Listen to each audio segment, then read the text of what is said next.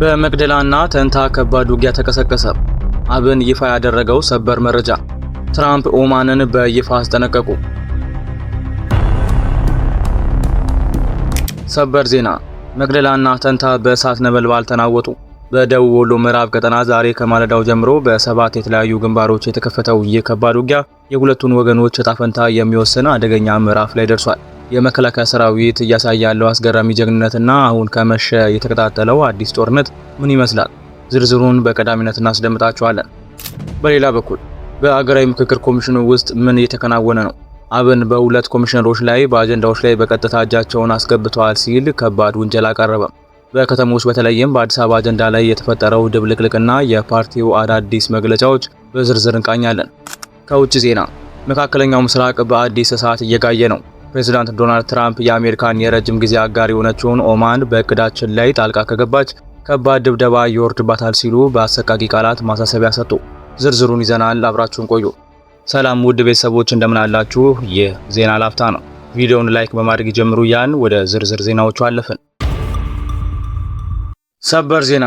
በደቡብ ወሎ ምዕራብ ቀጠና ከባድ ውጊያ ተቀሰቀሰ። የመንግስት የጸጥታ ኃይሎች ታሪክ ሰሩ። በደቡብ ወሎ ዞን በምዕራብ ቀጠና በሚገኙ እጅግ ስትራቴጂካዊ ቦታዎች ላይ ዛሬ ከማለዳው 11 ሰዓት ጀምሮ ለሰዓታት የዘለቀ ከባድና አውዳሚ ውጊያ መቀስቀሱ ተሰማ። ውጊያው በዋናነት ታሪካዊቷን መቅደላ ወረዳን፣ ተንታን እንዲሁም የደላንታ ተራራማ አካባቢዎችን ያካለለ ሲሆን በሰባት የተለያዩ ንዑስ ግንባሮች ተከፍሎ በከፍተኛ የጦር መሳሪያ ታጅቦ እየተካሄደ ይገኛል። የሁለቱ ወገኖች የተኩስ ልውውጥ እጅግ ተጠናክሮ መቀጠሉ የተሰማ ሲሆን የፊት ለፊት ግንባሮች ላይ ያለው ውጥረትም ወደር የሌለው የጦርነት መንፈስን ፈጥሯል። ከራያ አላማጣ በሌሊት ጨለማን ተገን አድርገው ሰርገው ለመግባት የሞከሩ የህወሓት ኃይሎችና ታጣቂዎች በደላንታ ፀሐይ መውጫ አካባቢ ሲንቀሳቀሱ በቁጥጥር ስር ውለዋል። የመንግስት የጸጥታ ኃይሎች በወሰዱት ጥብቅና አስተባባሪ እርምጃ ፀሐይ መውጫን ለመቆጣጠር ታቅዶ የነበረው እንቅስቃሴ ሙሉ በሙሉ መክሸፉን ከአንጎት ወረዳ 011 ቀበሌ የተረጋገጡ መረጃዎች በግልጽ ያሳያሉ። የጸጥታ ኃይሎች ባሳዩት ድንገተኛ ምላሽ ሰርገው የገቡት ኃይሎች ከፍተኛ ጉዳት እንደደረሰባቸው ታውቋል። የደላንታ ፀሐይ መውጫ አካባቢ ነዋሪዎች ከሰሞኑ አሳሳቢ የጸጥታ ስጋት ገጥሟቸው እንደነበር ሲገልጹ መቆየታቸው ይታወሳል። ዛሬ በመሬት ላይ እየተካሄደ ያለው ግዙፍ ኦፕሬሽን ከፀሐይ መውጫ ከተማ በእጅጉ የቀረበ የ15 ኪሎ ሜትር ርቀት ላይ በመካሄዱ የነዋሪዎች ስጋት ወደ ትክክለኛ የጦር ቀጠና መቀየሩን መረጃዎች ያረጋግጣሉ።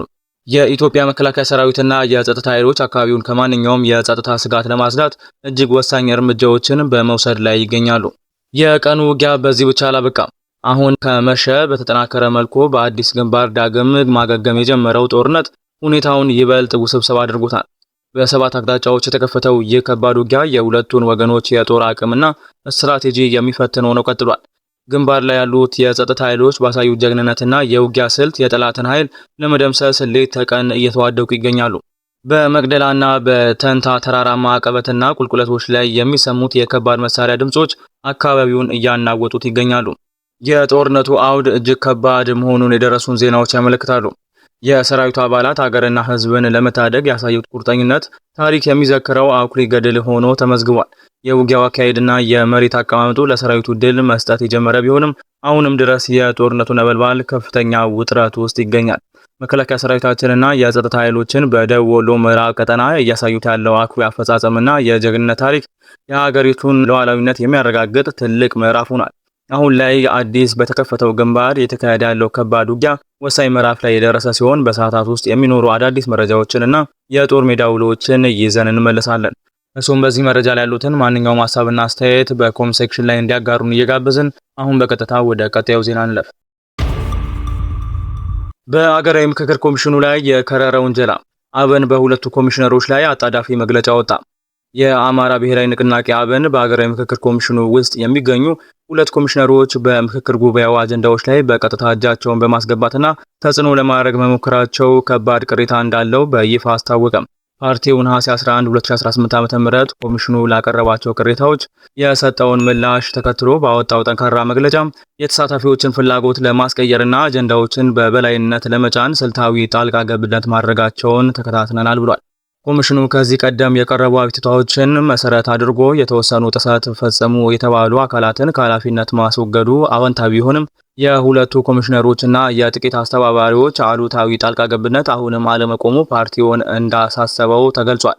አብን በሰጠው ማብራሪያ በኮሚሽኑ የተመደቡ አንዳንድ ባለሙያዎች በምሁርነት ስም አድሏዊና ተገቢ ያልሆኑ ሀሳቦችን ሲያራምዱ እንደነበር፣ የተወሰኑ አስተባባሪዎች ደግሞ የፓርቲውን ተወካዮችና ሌሎች ተሳታፊዎች መሰረታዊ አቋሞች እንዳያቀርቡ በስልታዊ መንገድ አፈና ሲፈጽሙባቸው እንደቆዩ በዝርዝር ወንጅሏል። በአንጻሩ የሀገራዊ ምክክር ኮሚሽን ሰኞ ዕለት ባወጣው ምላሽ በሕግ በተሰጠው ስልጣንና ኃላፊነት መሰረት ሂደቱን በነጻነት በገለልተኝነትና በአካታችነት ለማስኬድ ከፍተኛ ጥረት እያደረገ መሆኑን አስታውቆ የቀረበውን አቤቱታ መርምሮ በፓርቲው ድምዳሜ እንደማይስማማ መግለጹ ይታወሳል። የኮሚሽኑ ምክትል ዋና ኮሚሽነር ሂሩት ገብረስላሴ በበኩላቸው በምክክሩ ሂደት ከውጭም ሆነ ከውስጥ ምንም አይነት ተጽዕኖ እንዳልተደረገ ገልጸው 8ቱ የአጀንዳ ቡድኖች ምክረ ሀሳቦቻቸውን አጣጥመው ረቡዕ እንደሚጸድቅ ለሚዲያ መግለጻቸው ተሰምቷል። አብን በበኩሉ ሀገራዊ ምክክሩ ከማንኛውም ግለሰቦችና ከገዢው አካል ወገኝተኝነትና ጣልቃ ገብነት ሙሉ በሙሉ ነፃ ሆኖ እንዲቀጥልና እውነተኛ የብሔራዊ መግባባት ውጤት እንዲጠናቀቅ ታግሎ እንደሚቆም አጽንኦት ሰጥቷል። በአሁኑ ወቅት ከ4 ዓመታት ገደማ ጀምሮ በመንቀሳቀስ ላይ ያለው የሀገራዊ ምክክር ኮሚሽን ቁልፍ አጀንዳዎችን አሰባስቦ የመጨረሻ ማጠቃለያ ውይይቶችን እያደረገ ባለበት በዚህ ወሳኝ ሰዓት በተለይም በአዲስ አበባ ከተማ አስተዳደርና በሌሎችም አወዛጋቢ ጉዳዮች ዙሪያ የተፈጠረው ይህ ውዝግብ በቀጣዩ የምክክር ሂደት ላይ ከፍተኛ ትኩረት የሳበ ወቅታዊ ሰበር ጉዳይ ሆኗል። ቪዲዮአችንን ላይክ ማድረግ አይርሱ እያልን ወደ ውጪ ዜና አለፍን።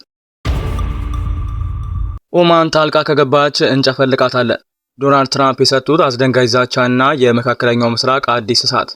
ዓለምን ያናወጠው የአሜሪካና የኢራን ውጥረት ወደ ሌላ ከፍ ያለ ምዕራፍ መሸጋገሩን የሚያሳይ ኃይለኛ ዜና አሁን እየተሰማ ይገኛል። ፕሬዚዳንት ዶናልድ ትራምፕ የአሜሪካ የረጅም ጊዜ አጋር የሆነችውን ኦማን በሆርሙዝ ወሽመጥ የንግድ መስመር ዙሪያ ከኢራን ጋር ከምታደርገው ድርድርና ጣልቃ ገብነት እጇን ካልሰበሰበች ከባድ የአየር ድብደባ እንደሚፈጸምባት በግልጽ አስጠነቀቁ። ዓለም አቀፍ የነዳጅ ማጓጓዣ የደም ዝውውር የሆነውና 1/5ኛውን የዓለም ኃይል አቅርቦት የያዘውን የስልታዊ የባህር ወሽመጥ አሜሪካ በኢራን ላይ የከፈተችውን ጦርነት ተከትሎ ሙሉ በሙሉ መዘጋቱ ይታወሳል። ሁለቱ ተፋላሚ ሀገራት ያደረጉት የ60 ቀናት የተኩስ አቁም መግባቢያ ሰነድ ጊዜው መጠናቀቁን ተከትሎ ዋሽንግተን የስምምነቱ እድሳት ጥያቄ በአጭሩ ውድቅ አድርጋለች። ኢራንና ኦማን የባህር መጓጓዣ መስመሩን ካርታ በተመለከተ ስምምነት ላይ መድረሳቸውንና የንግድ መርከቦች እንዲያልፉ ከቴሄራን ጋር አዲስ ውንጀላና ድርድር እየተጠናቀቀ መሆኑን ማስታወቃቸው ዋሽንግተንን ከፍተኛ ቁጣ ውስጥ ከቷታል። ትራምፕ ከፎክስ ኒውስ ጋር በነበራቸው ቆይታ ኦማን ጣልቃ ገብታ የእኛን እቅድ የምታስተጓጉል ከሆነ ከባድ ድብደባ እንፈጽምባታለን ሲሉ የጦርነት አውድማውን የሚያባብስ መረር ያለ ዛቻ አሰምተዋል። በሌላ በኩል የኢራን እስላማዊ አብዮታዊ ዘብ ቃል አቀባይ የትራምፕን ንግግር ሙሉ በሙሉ ውድቅ አድርጎታል። በሁለቱ ሀገራት መካከል ምንም አይነት ቀጥተኛ ውይይት እንዳልተደረገ የገለጹት ቃል አቀባዩ የትራምፕ ዛቻ በጦርነቱ አውድማ ላይ የተደቀነውን ሽንፈትና ተስፋ መቁረጥ ለመሸፈን የተደረገ የፖለቲካ ቅዠት ነው ሲሉም አጣጥለውታል። የዓለምን የነዳጅ ገበያን እያንቀጠቀጠ ያለው ይህ ውጥረት ከባድ የኢኮኖሚ ቀውስ እየፈጠረ ሲሆን ማንኛውም የተሳሳተ የዲፕሎማሲ እርምጃ ዓለምን ወደማይመለስበት አዘቅት ውስጥ ሊከት ይችላል። በቀጣይ ቀናት በመካከለኛው ምስራቅ ሊከሰት የሚችለው ግጭት መላውን ዓለም ለከፍተኛ የኤነርጂ እጥረት ሊዳርገው እንደሚችል የጂኦፖለቲካ ተንታኞች ስጋታቸውን እየገለጹ ይገኛሉ። ውድ የዜና ላፍታ ቤተሰቦች የሰዓቱ መረጃዎቻችን ያደመጣችሁትን ይመስል ነበር። ስለተከታተላችሁን እያመሰገንን ቻናላችንን ሰብስክራይብ በማድረግ ቤተሰብ እንድትሆኑ እየጋበዝን በዚሁ ተሰናበትን። ጤና ይስጥልን።